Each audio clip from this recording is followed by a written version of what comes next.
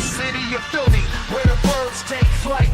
Eagle swag on the rise each and every night. Tone and Marcus got the scoop ready to ignite. From the lanes of South Street to the Broad Street lights. Dashing like a running back, hitting every play. Fly guys in the zone, never led astray. Talking touchdowns, talking game day.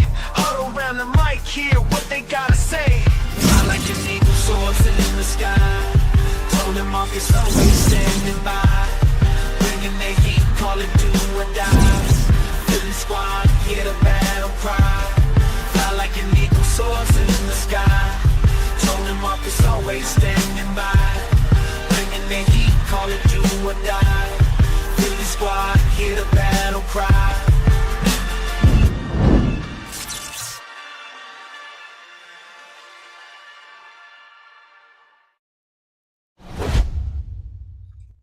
What up, son? What's good? What's good? How we feeling? We feeling good, man. We feeling good. About to get it on. What am I hearing? Oh, hold on for a sec. You all good? Y'all know what the vibe is. Make sure y'all smash that like button. You guys are locked in on your Eagles off-season show featuring Coach Marcus from Pro Fan Talk. Yours truly, Tone, the Shillings the second from Chalk It Up Sports, where no matter if we win or if we lose, we just got to charge it to the game. Y'all know how we carrying it here. What's good, man? I'm already tired of hearing about Jaire Alexander, man. I'm already tired. Yeah, me too, man. Tired. It's a lot between of people. Him and I saw the headline. I didn't even watch it. Mike Florio had a thing about C.J. Gardner-Johnson feeling disrespected, bro. And I'm like, man, that's water under the bridge now. Like, get to getting. Go and do what you got to do. If you're gonna be mad, you're gonna be mad by yourself, bro. I'm not paying none of that. No mind. I spoke my piece about it. And that's what it's and it is what it is. Like, we can address both topics. I mean, do you want to start with the CJ stuff because that's probably going to be a quicker topic, or the Jaire Alexander? How you going to do it? Yeah, let's go with CJ to get it out the way, man. You don't went from it's all love and it's just business, and he put the quotes out from his podcast, so that came out of his own mouth. Right now, all of a sudden, it's different. Like. And I blame it solely on this, because before this, you didn't hear this as much. Because of social media, everybody got a podcast, everybody got to put out a tweet or something. It just seemed like everybody has just gotten damn sensitive. And like, dude, this is the way business has been done for the longest. Before you got in the league, during your time in the league, and after you'll be out. This is the way business is done. Don't get your feelings involved. This is business. It's not personal. And the minute somebody makes it personal, they look foolish because, listen, this is about money. You took your shot. They brought you back, and you had what you said what you had to say when you came back and gave that press conference. And what did you say? I got to get out my feelings and all of that type of stuff. Ain't nothing changed. The same rules apply. So I don't understand why people get so sensitive. It ain't like you ain't gonna get paid. That just comes down to now you've left the opportunity to run it back and go back to back, because now you went to a different spot. It didn't work out the year before when you did it. Worked out when you came back, and now you back in the same boat. But that's the way business goes. Yeah. Here's my position, man. Because he said a few things. He said a few things, and I've been pretty consistent about it, right? His whole position is, so like, let's break it down little by little, right? Let's try to break it down statement by statement. He spoke about, make sure I got this right here. He mentioned how, was it the scheme that worked, or was it my skill set that made the scheme work? Okay. Let's stay there for a second. He's played and forgotten more football than I'll ever know, right? But here's my position on this, and I'm sure CJ knows this in his heart of hearts. When it comes to scheme, and I know you know this, when it comes to scheme versus personnel, in order for a scheme, or coaches have a scheme they want to deploy. They have a general plan of action. They have a plan of action they want to deploy any given Sunday. They have things they want to install. And in order to install those things, you want to make sure you have the personnel in the building that can execute what you want to install. That's nothing new under the sun. That's not a revelation. So for CJ to say, was it my skill set that made the scheme work? Or was it the scheme that worked? In order for a scheme to work, you gotta have the people and you gotta have the right people in the building with the right skill set to make sure the scheme does what it's supposed to do. So Right. that's not a revelation. That's not some unique take that he has there, or that he's trying. But what I think what he's trying to imply is, I think he's trying to imply he's bigger than the program, and nobody is ever bigger than the program. So But that's one. That goes back to what I was saying about the social media. That's exactly what he was saying, but he was trying to say it and clean it up at the same time. Right. What he was trying to say was the scheme was working because of me. That's what he wanted to say. As if there aren't 10 other guys on that defense. Exactly. You all got to work together. Yes, you made plays. Yeah. Yes, you were a major contributor. Could we have done it without you? Probably. Ask Hassan Reddick how that worked. So it's not a one size fit all. You're not the end all be all. Mm-hmm. You had a good run. I wish you could have stayed. We all but it do. didn't work that way. And that's the part about it, right? We all wanted you to be here. It wasn't like the city turned their back on. We were surprised. We was like, whoa, what's going on? The city was surprised. But whatever happened behind closed doors, they felt like they needed to make a move now, right? And this all stems from Vic Fangio being asked a question about the move. Exactly. Vic Fangio didn't lead the witness or whatever it may be. Like they asked him a question, and he said, as far as I know, it was a salary cap move. I'm okay with it. Right. I'm okay with it. One, what do you expect him to say in that situation? Do you want him to say, oh, we're going to be lost without CJ?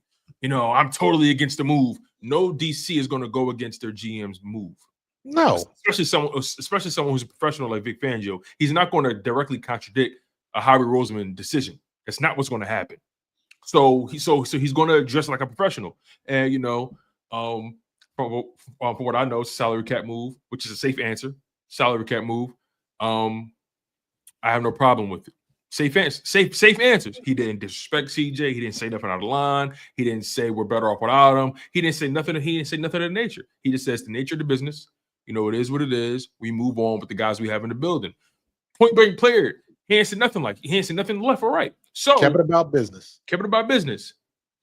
But CJ, this is something about that exchange stuck into CJ's craw. Whatever he claimed that he felt initially, that it was all good. Them young guys got to get paid. It's all about the business. I totally understand.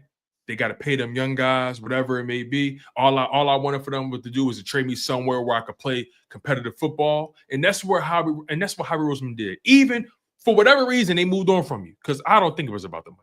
I think that contract was very feasible for the Philadelphia Eagles. Yeah. I don't think it's about money. I don't think it's about money whatsoever. So CJ, if that's what you're looking for from the people to be on your side and say it wasn't about the money, okay, you got that. You got that. We don't think it was about the money, because your contract was very feasible for the Eagles, in my humble opinion. It wasn't about the money. Did something else happen behind the scenes? Sure, we'll never know. But they traded you somewhere where you can play competitive football, you can play winning football, a team that's contending not only for their division, but contending for their conference. You got a quarterback, you got the receiver core, you got the running backs. Y'all got one of the best defenses in football. That Houston Texans defense was lit last year. Yeah. So they sent you to a state with no state tax. They sent you let's call it what it is. They sent you somewhere where you can get all your coins. You feel what I'm saying? And you can play competitive football, and you can make an imprint on the defense. But that's how you know for him, it's more than just football. It has to be, man. And when you come across situations like this, I don't care whatever sport it is in, this is the bottom line. I actually said this a couple of months ago about Dawn Staley when they were talking about Malaysia for Wiley. Mm-hmm. At the end of the day, and this applies the same way to the Eagles, do you think Nick Sirianni and or Howie Roseman and or Jeffrey Lurie, do you really think they want to lose? Absolutely not. Right. Do you think that CJ Gardner-Johnson was a big part and a big reason why we had such a good defense? Yeah. Absolutely. For sure. However, if the problem outweighs the production, they make the move. If the problem outweighs the production, because again, you do not want to lose. So it had to be something to where they would be willing to give up, to your point, reasonable money. They could have easily afforded to re-sign him. Mm-hmm. But to give him up, half of that is we already got young guys. We got to see, we done made the investment. We got to see what they're about. The other half of that is like what you said earlier, had to be something a little extra, had to be something else to that. Because you don't just get rid of great players like that. And I'll call CJ Gardner-Johnson a great player. Yeah, he was a phenomenal player. Another season with the Eagles where he put up 6 interceptions, had a phenomenal back 9 of the season, right?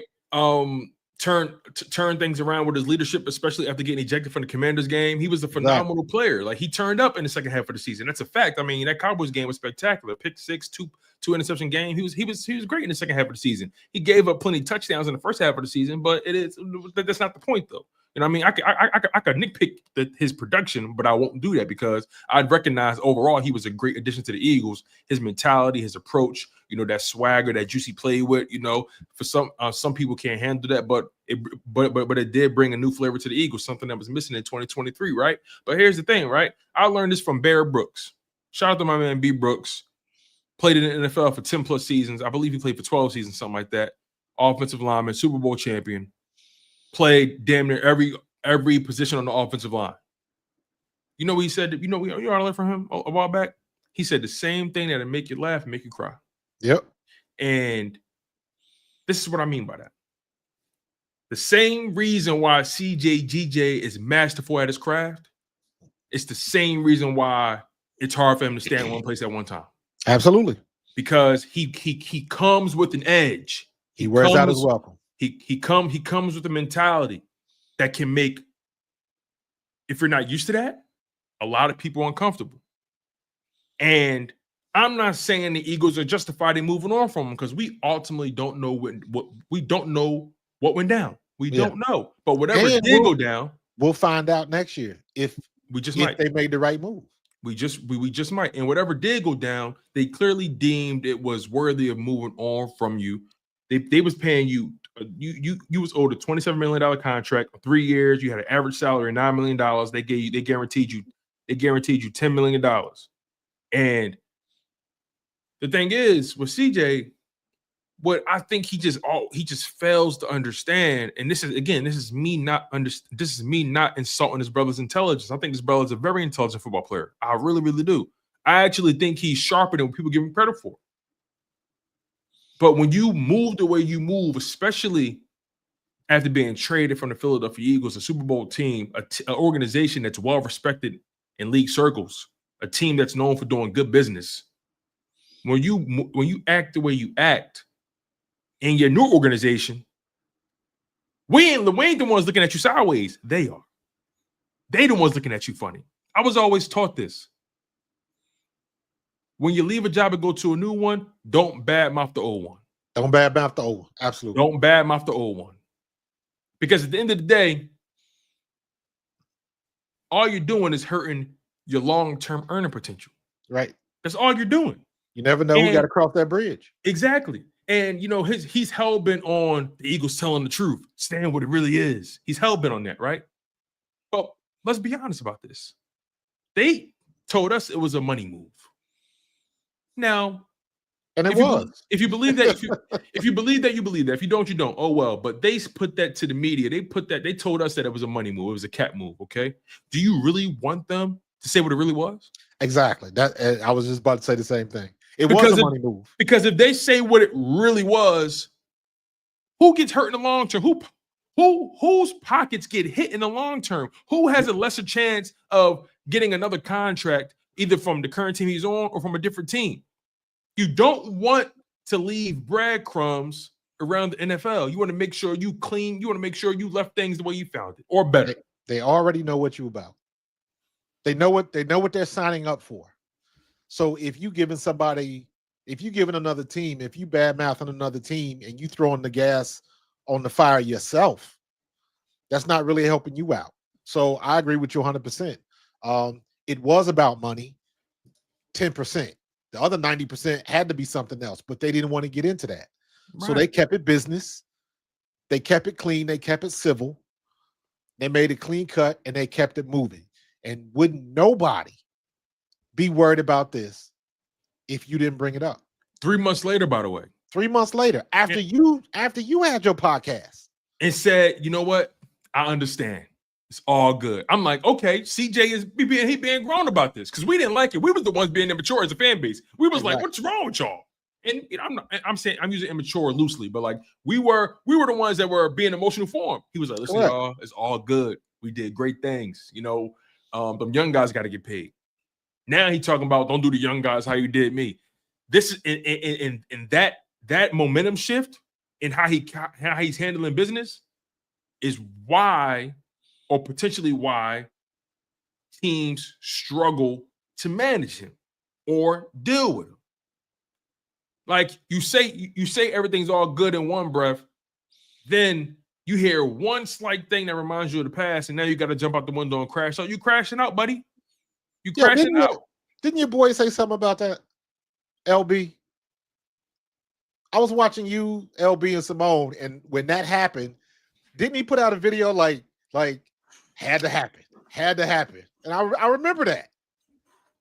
It had to happen. It had to happen. You know, when life throws you lemons, you gotta make lemonade. It had to happen. You know, listen, man, we ain't nobody stupid. You don't throw away talent for nothing. And it didn't help that, you know, granted Slay was on his way out, but who knows? Like I like to kind of piece things together a little bit like this, right? This is my conspiracy theory brain going. Let's just say, hypothetically speaking, the Eagles were trying to work something out with Slay. Hypothetically speaking, let's say they were trying to work something out with Slay. Slay, you know, because remember they cut him. Or they designated him as a post-June 1st cut, whatever. But let's just say they were trying to work things out for a better deal.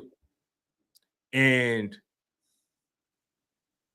remember Slay said what he said about the whole leadership thing, and he mentioned Reed Blankenship. He didn't say CJ, and CJ crashed out and all that kind of stuff, right? Yeah. What if the Eagles were trying to work things out with Slay and CJ just took the air out of those conversations because of the way he conducted himself in the media?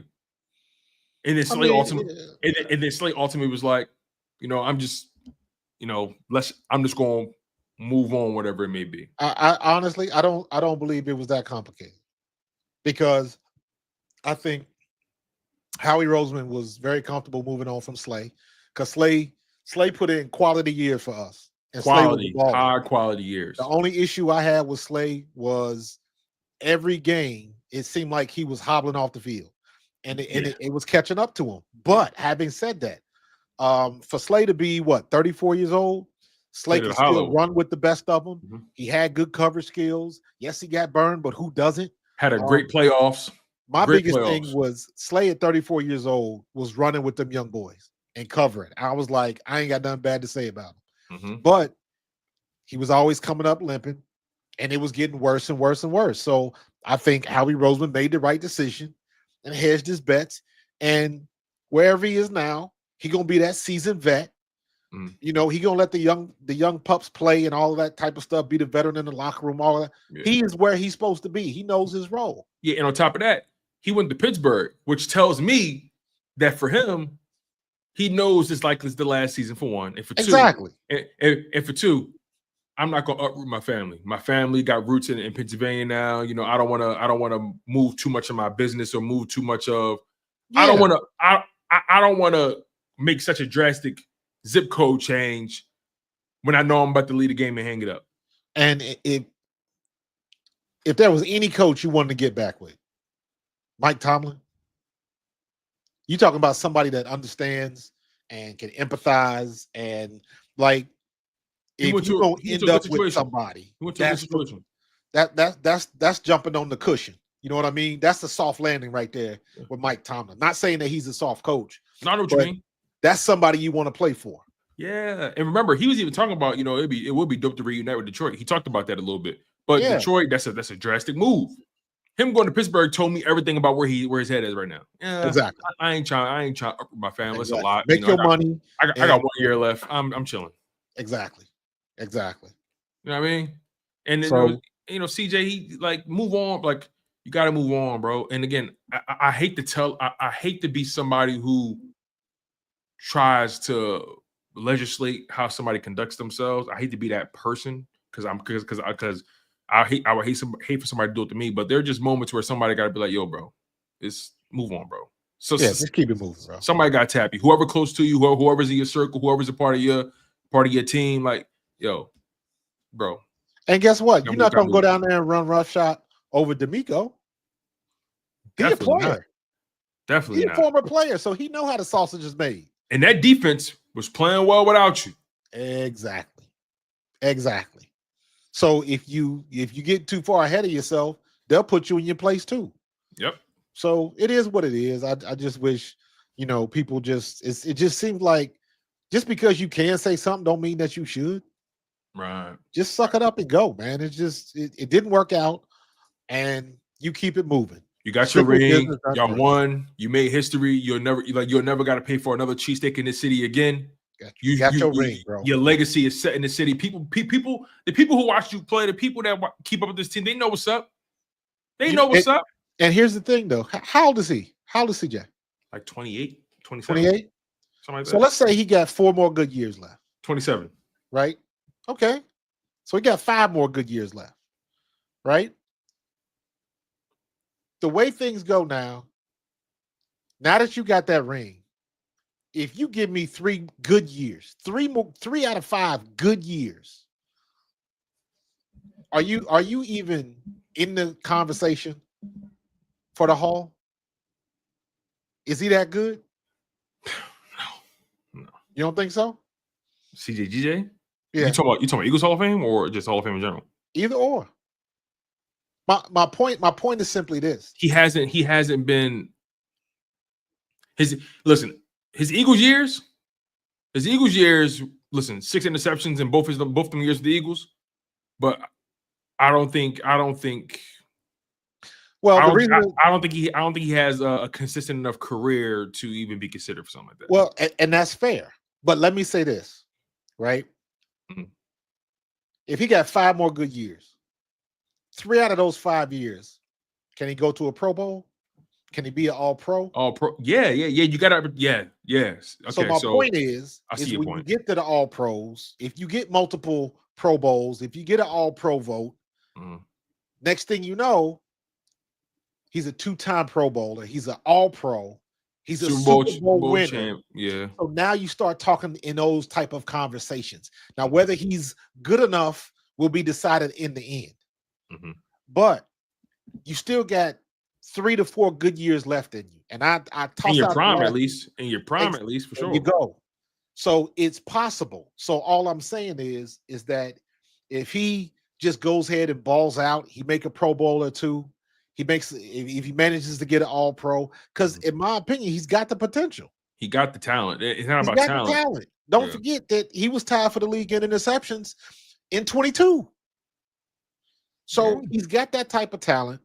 The mouthiness and all of that type of stuff that comes with the territory. But when he steps on the field, the boy can ball, and he's already got the ring. Because people that are on the precipice, people are on the border. Is he good enough? Is he? I don't know. Did he win a championship? That's the biggest thing that everybody holds against you. Well, now he's got that. So all I'm simply saying is now he at least has the opportunity to insert his name into those types of conversations. And guess what? It's on record. Wherever he's been since the Saints, wherever he's been, they've gone to the NFC Championship or better. I mean, I don't think that's an accident. You know what I mean? He's a winning player. You can win with him. It's proven that you can win with him. Correct. Now, can you live with him? That's a different conversation. But I think overall, though, CJ, bro, it's all love here in this city, man. Why even fall on your sword like that when you ain't got to, bro? It's all love in this city, unnecessary, man. We done moved on, bro. Bro, we love you, bro.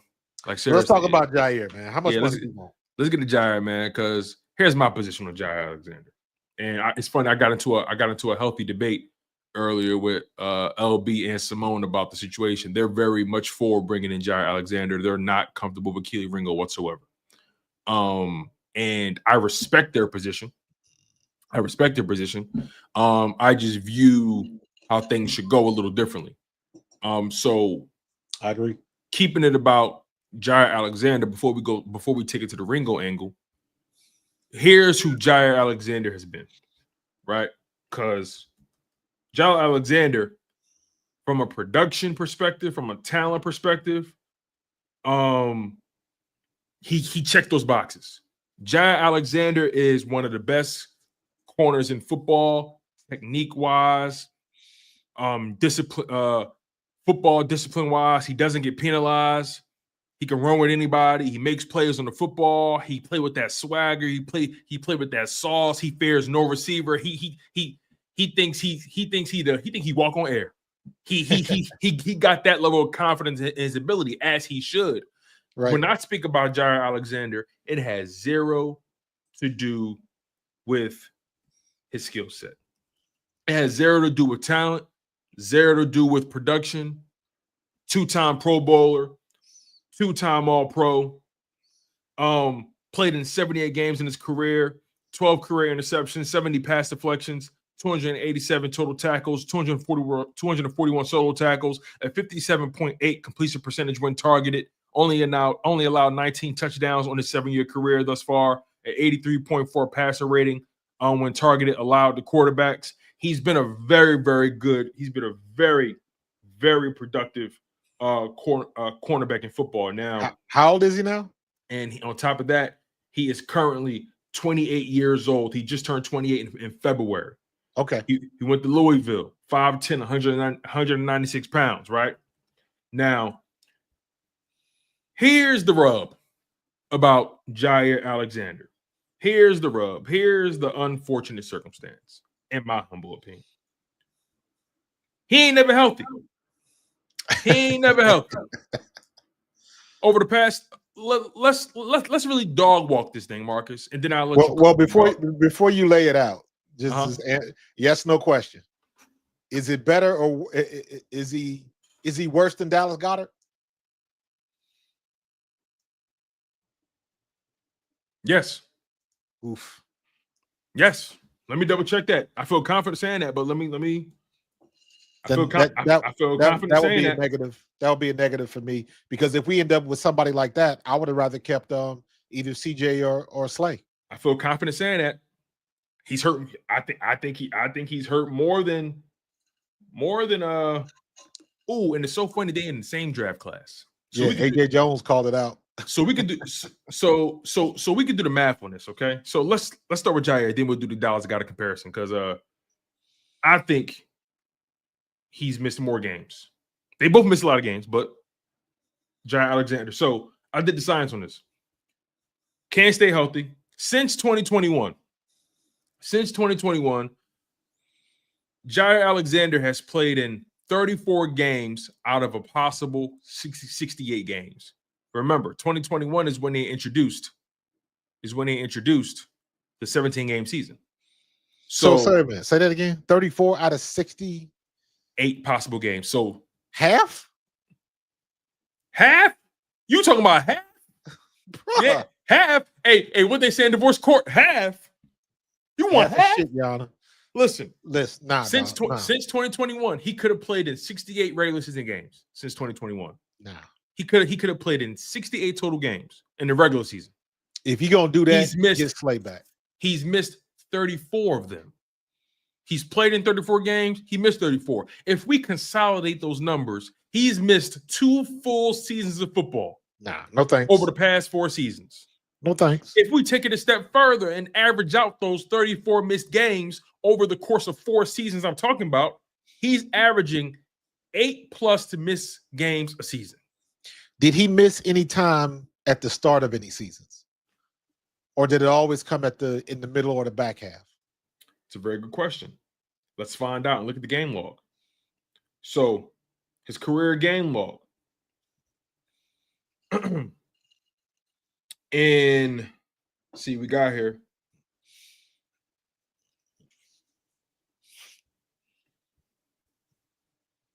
Now, when it comes to, let's go to this. Let's work our way back, okay? Let's work our way backwards. We can start with 2024, and then go from there. So 2024 for Jaire Alexander. He played the first 3 games. He played week 1, week 2, week 3. Then he missed week 4, week 5. Okay. Then he played in week 6, week 7, week 8. That's when he messed up his knee. He had a partial torn PCL. Oof. Then he missed week 9. He missed week 9 and week 10. I think they had a bye week in week 10. He missed week 9. I think they had a bye week in week 10. He came back for he tried to come back for. No, I take that back. I'm sorry. He missed week 9. He came back for week 11. Messed his knee up again. Was done for the season. Shut down with a torn PCL on his knee, in his knee. Got surgery this offseason. On his knee. Yeah. Got surgery. Hard pass. Missed the playoffs. I didn't realize he was coming off an injury. Major injury. Coming off of a PCL injury at that. PCL in the knee. Ain't that what N'Kobe has? And he's N'Kobe's patella. Patella? The patella. The PCL, I think, is because when Carson Wentz tore his knee, he tore his ACL and his LCL, right? Or was it ACL and PCL? I can't remember. But he tore his PCL and he was shut down for the remainder of the season. So he missed week 11 and beyond. But he did miss week 4 and week 5, and he missed week 9, and he missed week 12 and beyond. Let's go to 2023. 2023, he played the first 2 games. He missed week 3, week 4, played in week 5, played in week 5. They had a bye week 6. He missed week 7, played in week 8, week 9, missed week 10 all the way to week 15. Man, you ain't even got to finish, bro. Played in week 16, didn't play in week 17, played in week 18. Then he played in the playoffs for the 2 games. See, this goes back to what I was saying. People don't do their homework. That's just the past 2 years, though. People don't do their homework, man. People don't, and I'm seeing stuff from people on ESPN, and Jaire Alexander would look great with the Eagles, and that would make this defense unstoppable. I think what's your boy name on Speak? Acho said that, and it was like, are you looking at the? Are you talking about the facility? The facility, yes, thank you. I'm like, are they doing their homework? They just talking. History? Exactly. They just talking because it sounds Nobody's good. doing their homework, man. Nobody. They just hit a big name. Good, dude. It's like they watch. It's almost like they watch tape, but they only watch highlights. They don't watch the game. They only watch the touchdowns, the long passes. They only watch the great plays. They don't watch the in the trenches type stuff. And it's like, you got to do your homework on this one. Coming off a major knee surgery and you a DB, man, stop playing with me. Listen, throughout his career, I'm looking at his injury history, right? I mentioned the torn PCL from 2024, right? Dealt with a groin injury in 2024 where he missed those 2 games earlier in the season. 2023, missed 6 games with a shoulder injury. 2022, groin. 2021, missed 13 games with another shoulder, AC joint sprain. 2020, concussion. 2020, torn hand thumb ligament. 2018, groin. Another groin injury in 2018. Like groin, shoulder, groin, knee, head. I'm not questioning the brother's talent. He is talented, yo. I put that on everything. He get busy when he's there. When he on the field. But this is the first time he's coming off of a torn ligament in the knee. Now we enter in dangerous territory. He's 28 years old. He's supposedly in his prime. But with these injuries age you, in my opinion.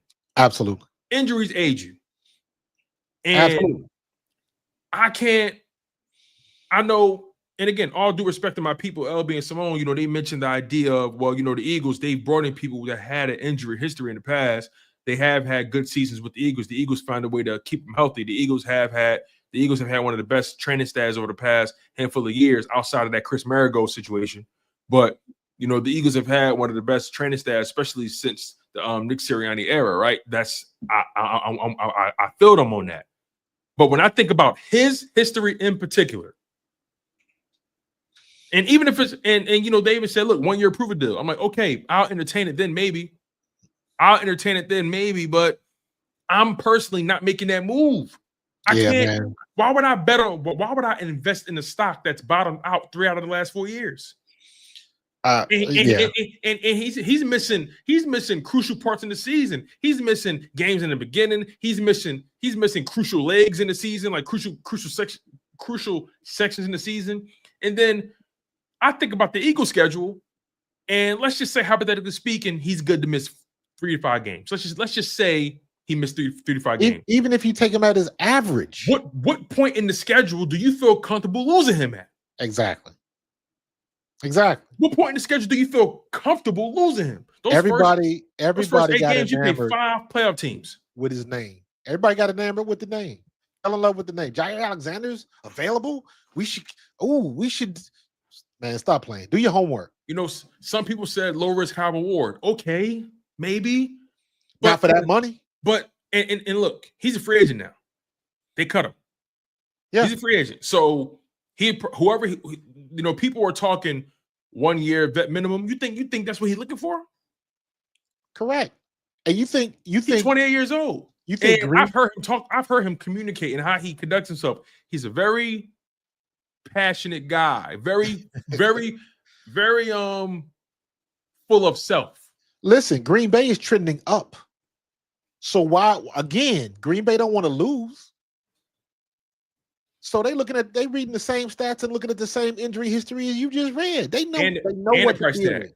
And the price tag. Yeah, that price tag is. They was paying him $21 million a year. They said, "You're here half the time. We pretty much know how to play without you now." Wait a minute. Stop. Green Bay was paying him $21 million a year. Yes, he was the highest paid 50%. He was the highest paid corner at one point. When he got paid, he balled out that year. Don't get it twisted. In 2022, when he got paid, he balled out that year. All Pro Bowl, he balled out that year. I ain't gonna take that from him. But year 2 of the deal, year 3 of the deal, finito, basura. Like he must have bought Kirk Cousins' book. That type of money. Come on now, 50%. Well, I mean, let's be real. They signed him after he balled out, so they gambled and they lost. Basically, they gambled and they lost. Well, they paid him. He was drafted in 2018. They gave him the rookie extension. So yeah, he came in 2022 with the money, with the contract signed. So he balled out the year, the money, like he balled out that first year with the money. Yeah. Then he let 2024 missed 10 games. 2023 missed 10 games. 2022 he played in 2022 he played in 16 games. And to be fair, it ain't like he trying to get hurt. Yeah, I don't know think he ain't trying to get hurt. I understand. I don't want to make it sound like he just trashed, nothing like that. No. That's just the way the chips fell. Happens to everybody. Everybody one play away from glory or ruin. So, but just like me and you talk about Dallas Goedert all the time and how much time he missed and all of that type of stuff, I'm happy that Dallas Goedert is back because the price tag was right.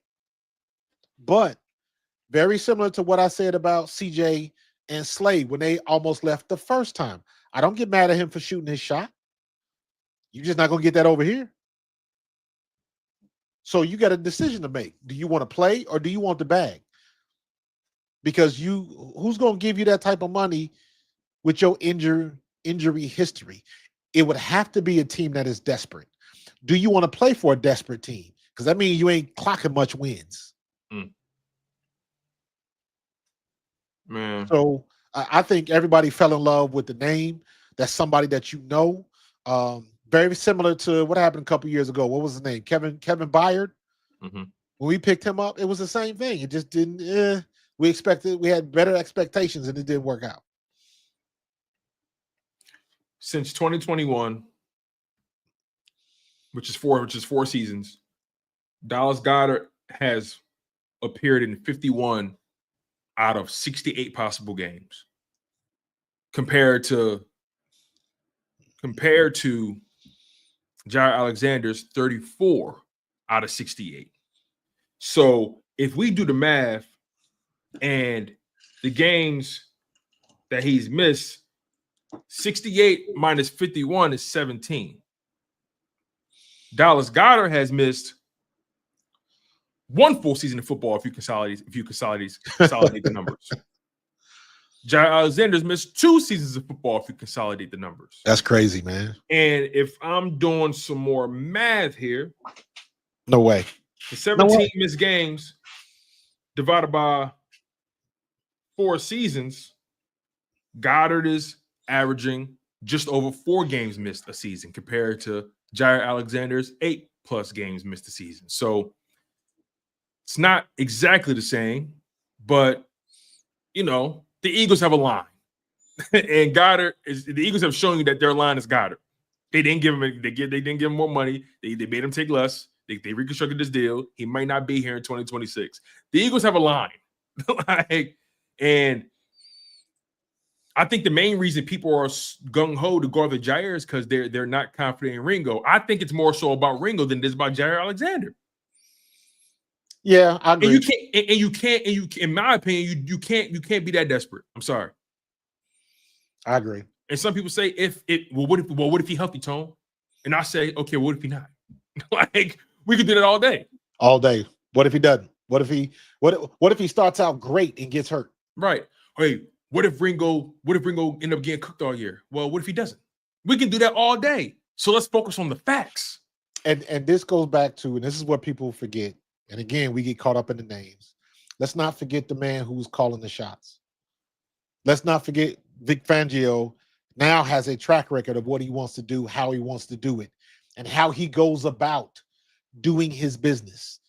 And Vic Fangio has let you know in no uncertain terms that if we have somebody in here that is not cutting the mustard, not getting it done, they will not be on the field. Simple as that. And don't be surprised if, let's just say, and again, I'm D. Aldridge. You're so right. I don't want him. I've been very clear about that. I'm on record, D. Aldridge. I don't want him. I don't want him either. But guess what? If the Eagles do end up making a move for him at any point in training camp, I'm not going to wish the worst for him. Now he's part of the game. I got it. Now I'm gonna support him. Exactly. And some people don't understand that dichotomy. Some people don't understand the fact that, okay, you may not want something to happen, but guess what? If it happens, you got to roll with it and you support it. You know what I mean? Hey, listen, there's a lot of things that happened growing up in my mama's household. I didn't want to happen, but guess what? You roll with it. You roll with it and you adjust. And you say, you know what? Hey, I'm for the team. So again, if the Eagles get to a point in training camp, they get through a preseason game or two, and they say, you know what? Ringo's not cutting it. He's not cutting it. And Jaire Alexander is still available. Okay. Maybe I'll entertain a 1-year deal. I'll entertain that. I'll entertain the idea of the Eagles going out to get a guy. I'll entertain that. But I think the Eagles owe it to themselves to find out if Ringo can really cut the mustard. Because you don't find corners with that physical profile, those measurables, that athleticism, that tackling ability. You don't find guys with those traits that easily. Here's the only thing that it's a slight concern, but I even saying it like this, I know I'm reaching. Okay. Keely Ringo, maybe I'm in 2 different positions. Because I was going to say, you mean Keely Ringo couldn't get in there instead of Vontae Maddox? Say that one more time. Because Maddox played slot in the slot. Yeah. And Ringo, That's what I'm saying. It's Ringo's different he's the outside guy. position. Yeah. But he's going to be in there. I got confidence in him.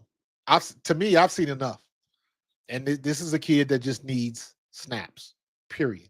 And that's what Vic Fangio said. Because my whole mindset is some people feel like, oh yeah, we see enough Ringo. I'm like, how? He only been on the field for no more than 200 snaps, back-to-back seasons. The first year, The first season, that coaching staff wasn't playing no young guys. Nolan Smith couldn't get on the field. They didn't know what they was doing. That coaching staff it's recorded. They didn't know what they were doing. Sean Desai, Matt Patricia, they didn't know what they were doing. They cleaned house on that side of the ball. Only person they kept was Washburn. It's the only person they kept. They got rid of the cornerback coach, got rid of the safety coach, got rid of the inside linebackers coach, got rid of the D-line coach. They got rid of Tracy Rocker. They got rid of McDonald, who coaches the DBs. Tracy Rocker. They got rid of all those guys. The only person they kept was Jeremiah Washburn.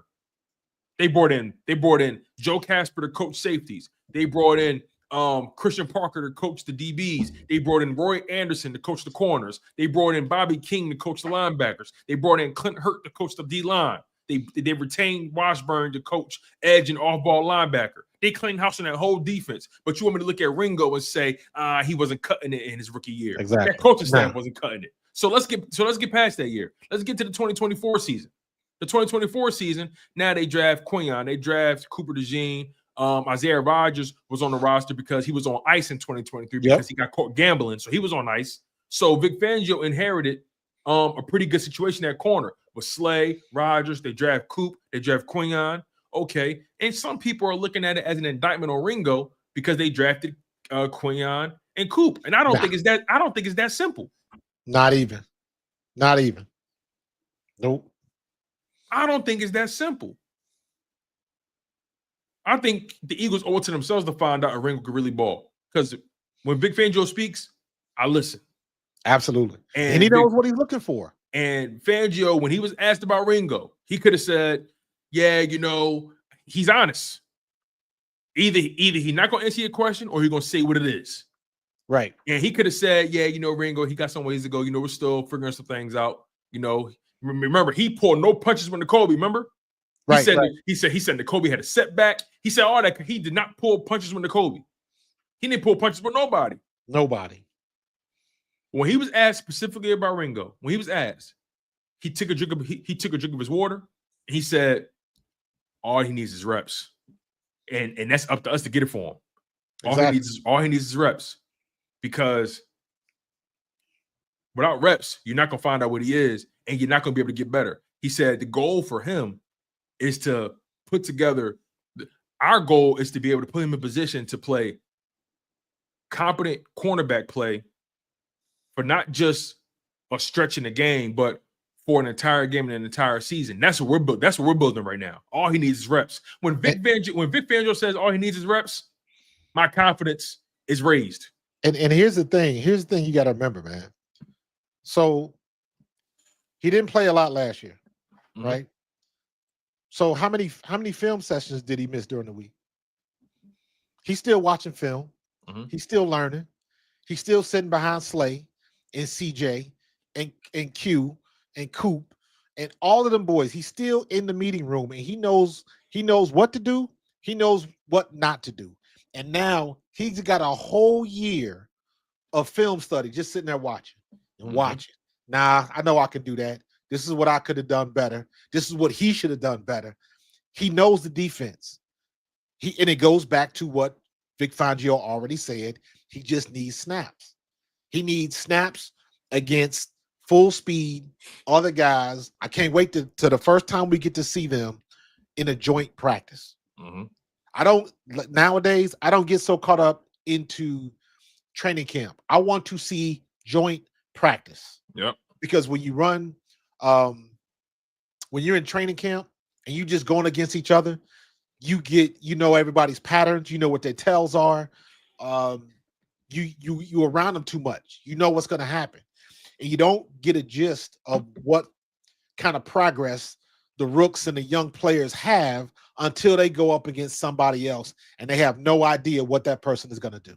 The only thing you know about that person across from you is if you may have seen something in film study if they were on the team last year. But if you're going against rooks and now it starts to activate all them synapses in your brain because I don't know what's coming at me. So it might be 6 different reactions I got to have, but I better pick the right one. And that's what you train for. So you can recognize what's coming, do what you got to do. And the most important thing, and this is where the benefit comes from sitting back and just being in film session all year, you don't have to think. He knows where he's supposed to be. He knows when he's supposed to be, and all you got to do is just be at your spots and take advantage when the ball hits your hands. Come down with it, get that pick, and roll out to the end zone. That's what you got to do. Mm-hmm. So he's been sitting in film session for a whole year. He knows exactly where he's supposed to be. Listen, I'm rolling the dice. I'm rolling the dice on Ringo. You know, I'm that's with my you, man. you know, All way. That's All my way. that's my position. And if people not, that's all good. That's all good. I ain't trying to convince you or nothing. I know my position. Jaire Alexander is not the move, in my humble opinion. Strictly because I can't trust him to be there. I can't trust him to be there. And then next thing you know, let's say you do sign him, right? And all of a sudden he missing 5-6 games. He took reps from Ringo. Exactly. In training camp. Now Ringo was less prepared. Nah, exactly. I'm cool. You know what I mean? Like I ain't got nothing against Jaire Alexander. I think Jaire Alexander is a talented brother. I think he's a talented brother. But in my humble opinion, I just don't think he's going to be able to stay healthy. Or better yet, based on his track record for the last 3 years, he has a problem staying on the field. So we'll just go with that. It ain't about what I think. It's about what he's shown me the last 3 seasons.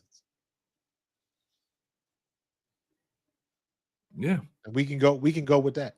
He missed 10 games last year. He missed 10 games in 2024, missed 10 games in 2023. And that's a lot of time, man. Wow. It missed 13 games in 2021. So he's missed more than half the season the last 3 seasons. Well, 2022, he played in 16 games in 2022. Okay, 16. So yeah. So 3 out of the last 4 seasons he's missed. More than half of the season. Yeah. That ain't good. And the last time he played a full season was when? 2022. So 23 and 24, he was out. Yes, consistently. Like, you think it's an accident that he maxed out at 7 games in back-to-back seasons? Nah, no thanks. Pass. Think it's an accident? Back-to-back seasons.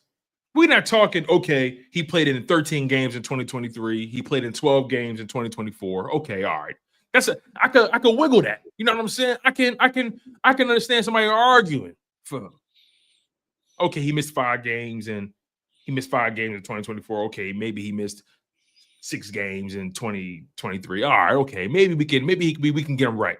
You know, what kind of injury was it? What was it? We talking about him missing back-to-back seasons with 10 games or more? Man, I don't care if it was a hangnail. And he's coming off. You missed 10 games? And in 2024, this most recent season, coming off of a torn PCL ligament in his knee, he just got surgery. Yeah, PCL is no joke. And I'm supposed to be confident because he's talented. Nah, no thanks. Come on, man. No thanks. And he talked too damn much. So you want me to bet on somebody who can't stay healthy and who talk all damn day? You might as well kept CJ, who was healthy. Exactly. That's a great point. You might as well kept CJ. And, if that's the case, and arguably, hell, not arguably, and play better. For all that, now, I could have kept. Now, I will say this. Let's just say hypothetically. I know it's not going to happen, right? But hypothetically, if let's say Howie signed Jaire and only paid him $10 million, I'd be pissed because I'd be like, you could have gave that money to CJ. Could have gave it to Slay. How much is Slay making right now in Pittsburgh? I would rather have the problem on the field than in the training room. Let me see what they giving Slay right now. Hey, Warv, I'm gonna read some of these super chats real quick. Warv said, they say Ringo had a great practice, pass breakups in the end zone, and locked AJ up. Might be changing my mind. Well, hey, you know, I ain't crazy. Yeah. By the way, Pittsburgh gave Slay 1-year deal, $10 million, guaranteed him $8.7 million. You mean to tell me if they bring in Jaire Alexander, and they pay him equal to this or more for 1 season with the injury history, we would have been better off keeping CJ. I'd be pissed. And keeping Slay. I would be pissed. Because we got 2 in the locker room that you let walk, and then you bringing in damaged goods. I'd be pissed. And at least Slay, his injuries was ticky tack. Like, he was still there. Like, say what you want about Slay. Say what you want about Slay, right? Say what you want about him. He still played in 14 games last year. Right. 14 games. Right. He was on the field. He was on the field in the Super Bowl. He was on the field the whole playoffs. Had a great playoff run. Absolutely. When it mattered. When it mattered. When it mattered. Yeah. And I stand firm on this. I stand very firm on this position. Very firm on it. And I'll die on this sword. I stand firm. I'm trying to find the notes on mandatory minicamp today about Ringo. Okay, here it is. It says cornerback. Shout out to my man John McMullen, writes for SI.com. He says cornerback Keely Ringo had a positive day, getting significant first team reps on the outside opposite Quinyon Mitchell and coming through with a couple of pass breakups. So, so far, so in the mandatory minicamp, everybody was there. Everybody was in town. Right. And they're only doing one mandatory minicamp this year. Then the guys are going to chill for the rest of the summer. Then they come back for training camp. So, so far, so good for Ringo, if you ask me. So far, so. And also, here's another thing. We need to want Ringo to win. We need to want that. You want to know why? Because that will mean if Ringo is successful, because I'm not just thinking about this year, I'm thinking about the long-term implications of Ringo being successful on the salary cap and this defense, not just this year, but the years after. If Ringo is successful, if Ringo wins the job, but if Ringo is good this year, that means you got Quinyon Mitchell, Cooper DeJean, and Keely Ringo, 3 starting level corners. 3 starting level corners on rookie deals. Yep. Giving you competent to Pro Bowl to all pro level production. You can pick whatever you want, pick whatever spot on the scale you want. You want to put Keely Ringo at competent? Okay. You want to put Quinyon and Coop at Pro Bowl or pro level? Hey, do what you got to do. But if Keely Ringo figures it out, you got 3 young corners who are physical specimens at the position, by the way. Yeah. All 3 guys are over 6 feet. All 3 guys are 190, 195 plus at the position. All 3 guys got length, can tackle. You mean to tell me you can get all 3 of those guys to be where you need them to be on all rookie deals? You guaranteed to have Ringo in 2025 and 2026, and 2025 and 2026 on rookie deals? Why don't we need Ringo to win? But think about it like this, Tone. So we got Jalen Carter, who's coming up to get paid. You got Nolan, who was in the same draft class. Jalen Carter to get paid. We got Nolan Smith. Jordan Davis coming up. We got Zach Bond. We got Jahad Campbell. We got Quinyon, Cooper. I'm not even gonna put Keely Ringo in that group, but just all of those names. That's the majority of our defense. Mm-hmm. We have a potential dynasty defense for the next 4 years. We have a dynasty defense. Jalen Carter, and now I'm saying this with the umbrella of barring any injury, of course, but Jalen Carter is the keystone to everything on our defense, in my opinion.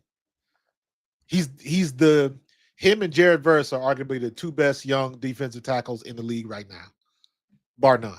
Yeah, Verse, I think he's an edge or a DN, something like that. Right. He on the line. He in the trenches. Yeah, I get you. I got you. Got to give him his props.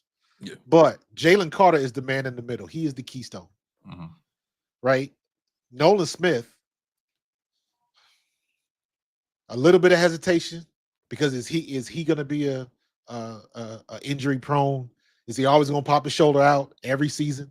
You know what I mean? But again, I'm nitpicking because he balled out last year and he balled out in the Super Bowl after he tore his tricep. Did miss a game. Did miss a game. Did miss play. He said he tore it going into halftime in the second quarter. Yeah, couldn't been down to pick up the fumble. He should have recovered that fumble and scored. He was like, he said, "Hey, yo, Milt, pick that up. But right. Hey, listen. All Zach Bond has to do is continue to do what he's been doing, and I believe he will do that. Yeah. Jahad Campbell, he's in good company because he's got the right people to look after him.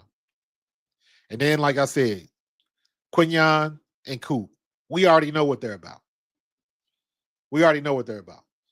So Reed Blankenship is one of them solid guys back there, not too flashy. All he does is he is always where he's supposed to be on the field. Period. We have a potential dynasty defense for the next 3 to 4 seasons where every year we are going to be reloading. And because Howie has done what he's done, you made the point, and I don't think people really sink into this point enough, that we got all of these great players on rookie deals. Yes. That is going to be huge for us. So Howie's hitting it out the park. We got this team together. We got the coaches that know what they're doing. Everybody's comfortable with it. And now you got to think of everybody's passing the torch. Everybody comes in, they find out how good Jeff Stoutland is. They find out what Vic Fangio is really about. Because now, in spite of all of that mess that was coming out of Miami when he left, bruh, this trumps everything. The ring trumps everything. So now ain't nobody got anything to say. Yeah. And it's only going to get better. Yep. And, this defense is so versatile. Like Cooper DeJean, we spoke about this, I think, pre-draft and during the draft. We spoke about, like Cooper DeJean, he's arguably the most versatile piece on your defense right now. Yep. Can play slot. Like Vic Fangio was very intentional about making it clear that, he has everything he needs to play safety. He can play safety. He can play safety. And Vic Fangio go ham with Coop this year. Wow. And we know he can do it well. Yep. Fangio was intentional about saying that. Very intentional. He was also intentional about saying that safety competition ain't just between Sidney Brown and Andrew Makuba. Yeah. He said, by the way, Tristan McCullum was in that conversation too. And yeah, check out what my man Alex said. Eagles had Makuba in the slot. They did. They did. He got experience in college. Love how Fangio is moving guys around. Absolutely. You got to find out. Fangio is on that chessboard, and he's trying to figure out what he has. Exactly. He's got more than one versatile player. So we're going to be seeing people move all up and down that line of scrimmage. They ain't going to know what's coming.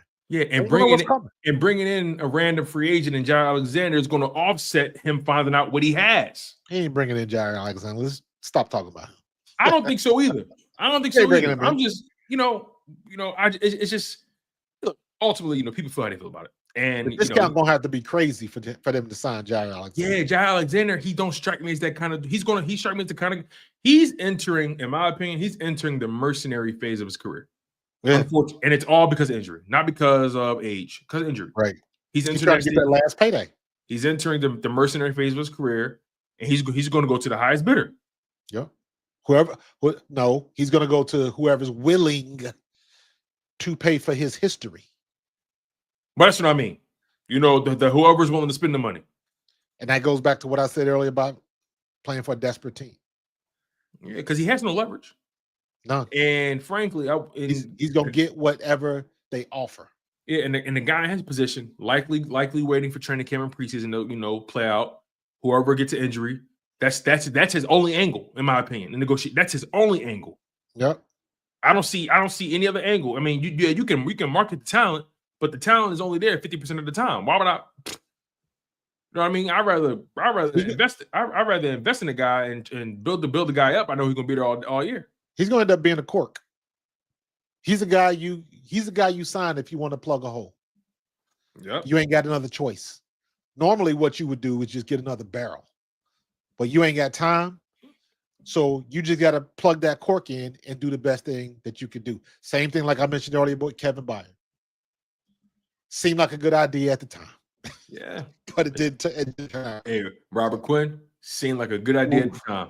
Oof. Brutal. So, we're in good shape, man. We're in good shape.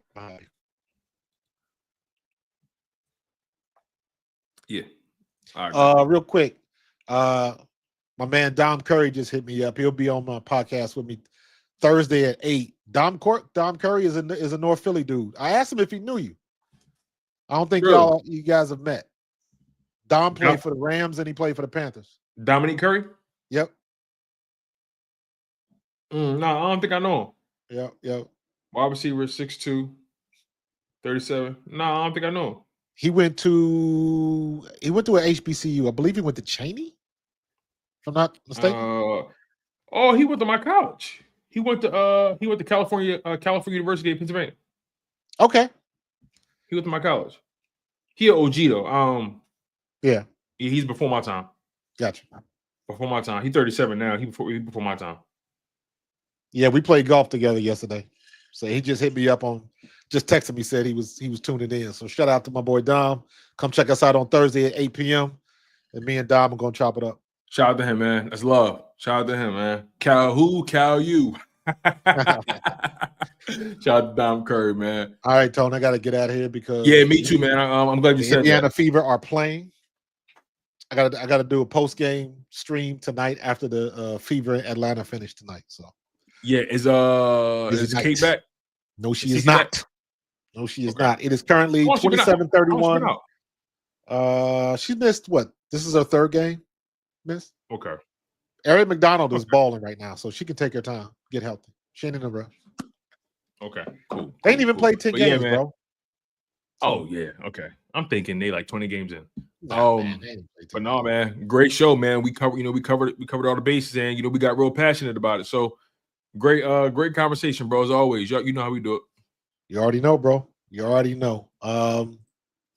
Don't get so hyped up on what you see the last day of training camp. Everybody in the league is throwing dimes. Mm-hmm. But yeah, keep it tempered. Keep it tempered. I am trying to keep an eye on what's going on in Cleveland. I think that is interesting. Because it seems like Shador and Gabriel Daniels are playing, both of them are playing better than anybody could have expected. Because they outplaying Deshaun and they outplaying Joe. I mean, we knew what Joe Flacco was. Joe Flacco was getting paid to teach everybody the offense. Well, is Deshaun even on the field? Because they got Kenny Pickett there as well. I don't even know. I don't think Deshaun is on the field. I don't think he's healthy yet. But it's been Flacco, Pickett, Dylan Gabriel, and Shador Sanders. I heard Shador is looking good out there. I heard the same thing. I've been peeping out the sports talk radio in Cleveland. So never in a million years that I thought Cleveland would be the epicenter of the NFL. Yeah. But stranger things have happened. So for sure, man. But we're gonna get up out of here, man. Y'all be good. Come check us out. When next time you going on, Tone?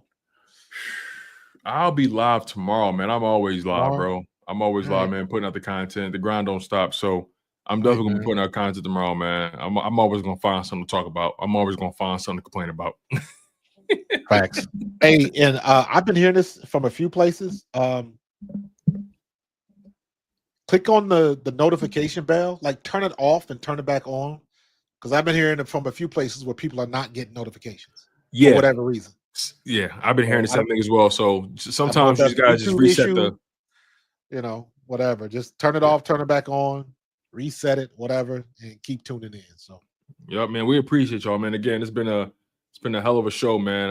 I appreciate y'all for bearing with me going on my rants because I'm pretty passionate about this subject, and sometimes I'll be wanting people to see the light, but it's all good. Yes, sir. It's all good, man. So we gonna get up out of here, man. All right, man. As always, love, man. Flag was fly. We out of here. Go Birds.